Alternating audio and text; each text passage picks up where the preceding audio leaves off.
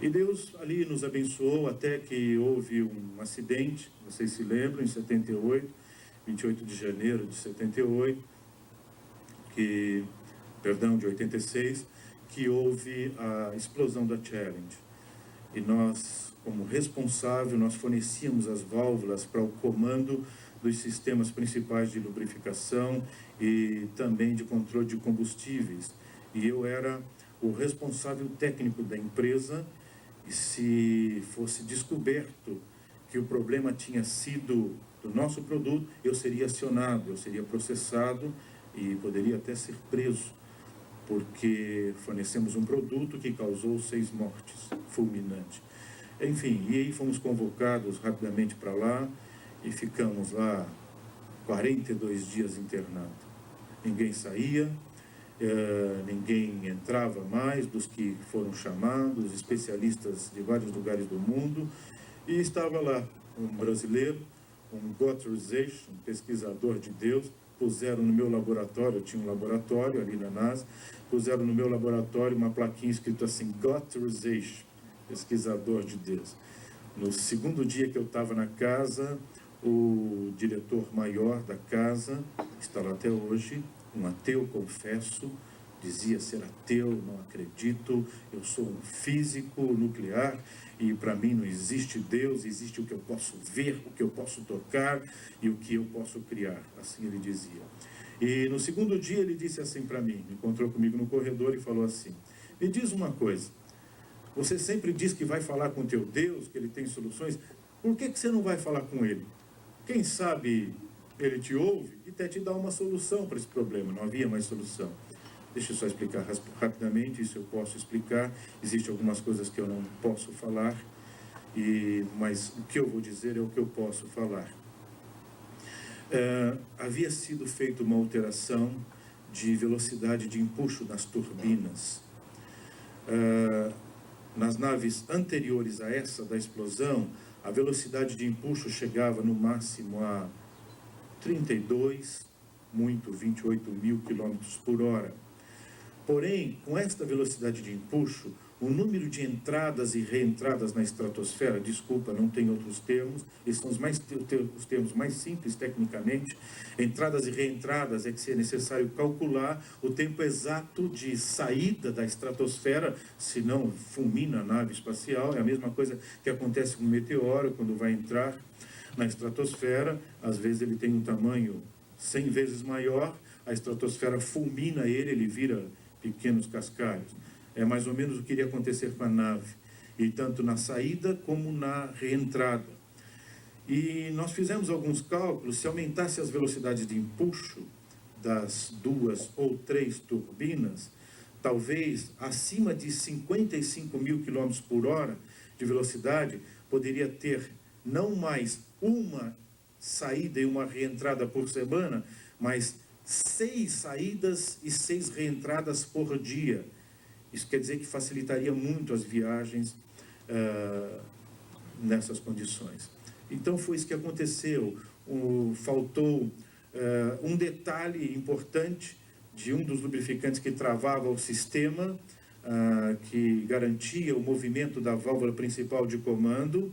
E quando se aumentou a velocidade, houve uma mudança na energia cinética e na energia dinâmica de todo o sistema, que foi um pequeno detalhe que não se levaram em consideração, e ela travou a válvula do comando aberta e uniu os dois combustíveis, o sólido e o gasoso, e ele explodiu. Eles não conseguiram acionar porque houve uma quebra do grão do lubrificante e a válvula travou.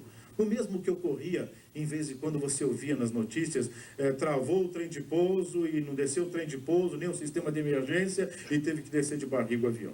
Lembra? Antes de 86, era comum, em vez de quando você ouvia isso, somente nos aviões pequenos. Depois de 86, você nunca mais ouviu isso. Por quê? Eu vou te dizer. E aí, o que aconteceu? Estávamos lá já quase 42 dias, e vai para o laboratório, e testa, e faz testes, e nada, não havia solução para a modificação desse sistema. Quando foi já quase com 42 dias que estávamos lá, eu encontrei novamente esse ateu, antigamente eu citava, o nome dele eu não posso mais, e ele disse assim para mim, não porque ele não permite, é que o sistema de segurança é que não permite. E o que aconteceu? Ele pegou e me disse assim no corredor, e aí, cadê o teu Deus? Será que ele não foi viajar? Quem sabe ele está passeando, não pode te ouvir? E zombou de mim ali, zombou de Deus. Naquela hora, eu vou dizer para vocês o que eu senti. Os meus dedos dentro do sapato, eles começaram a aquecer, esquentar. E eu ouvindo ele, eu olhava para o meu pé como querendo ver os meus dedos, porque eu não sentia mais eles dentro do sapato. Eles foram esquentando, foram aquecendo, e aquele calor foi subindo na minha perna, como se quisesse me queimar todo o meu corpo. E aí eu perdi o controle da boca, da língua, e eu disse assim para ele, hoje ainda você vai glorificar o meu Deus, porque ele vai me dar a solução. Ele disse assim para mim, se o teu Deus fizer isso, é sinal que ele fala com você, então é sinal que ele é vivo. Eu sou o primeiro a glorificar então o teu Deus, porque então ele merece. Ele disse, ninguém tinha solução. Tinha aproximadamente na casa de todas as áreas, de vários lugares do país, do mundo, desculpa, mais de 380 experts em diferentes áreas. E não havia solução. Eu voltei para o laboratório, eu disse, meu Deus, o que eu falei para esse homem? Eu não tenho solução nenhuma. E agora, Pai?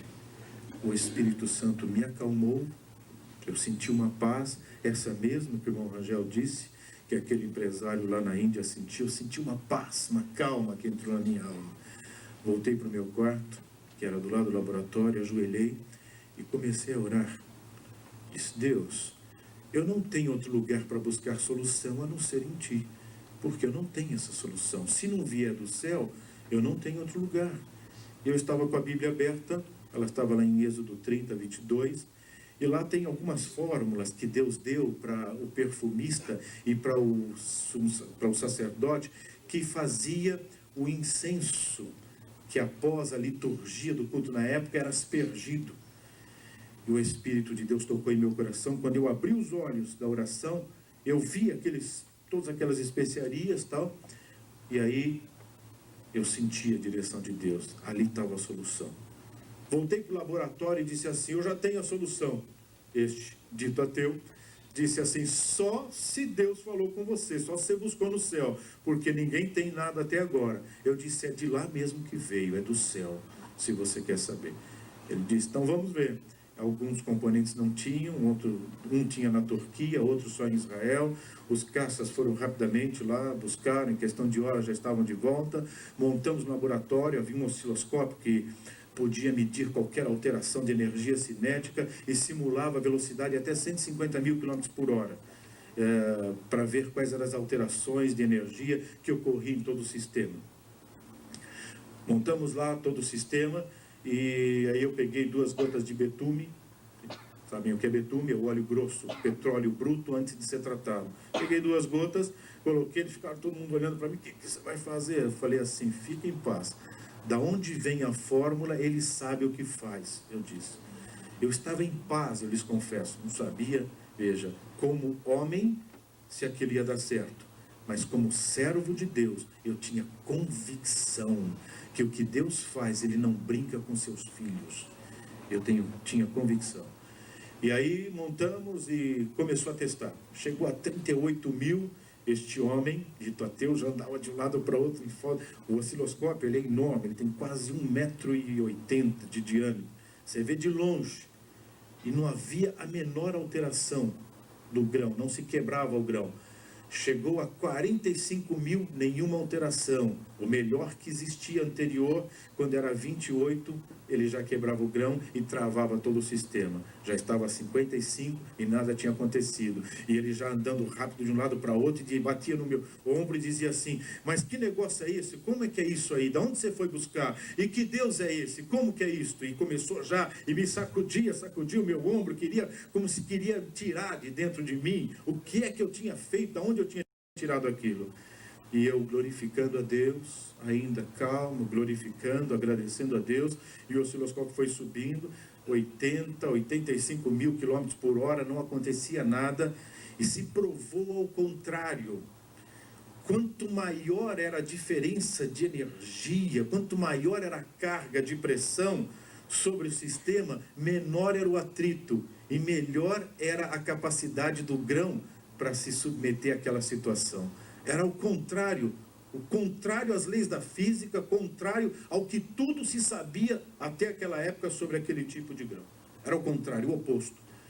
E aí chegou, o equipamento só chega até 150 mil, quando já estava 140, parecia que a parede todinha ia arrancar, porque era um barulho ensurdecedor, insuportável, e nada havia acontecido. A performance era melhor, quanto maior era a velocidade, maior era a carga e as diferenças de energia. A essa altura ele já estava pulando de um lado para outro, todo mundo gritando. Lá é comum, quando se descobre alguma coisa, é coisa de malucos, de pesquisadores, é o que se diz, né? Mas é isso mesmo, na realidade é um pouco assim também.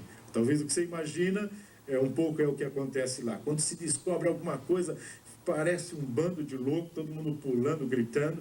E quem descobre, tem uma lei na casa, quem descobre tem autonomia para decidir o que é que todo mundo vai gritar. É coisa de pesquisador mesmo. É bem por aí. E aí eu disse, parem, todos. Um gritava eureka, outro gritava não sei o quê. Todos agora vão gritar, glórias a Deus, aleluia. Cristo é vivo, só Ele faz estas coisas. E este dito ateu, eu falo e toca a minha alma. Era o primeiro na frente gritando e pulando. Foi filmado e está lá na história da NASA. Veja, ele era ateu até aquele dia. Hoje ele não é mais. É um cristão que glorifica a Deus, serve a Deus e não faz nada sem falar com Deus. E ele diz, o que eu sei, eu só sei porque Deus permitiu que eu soubesse. Essa é a grande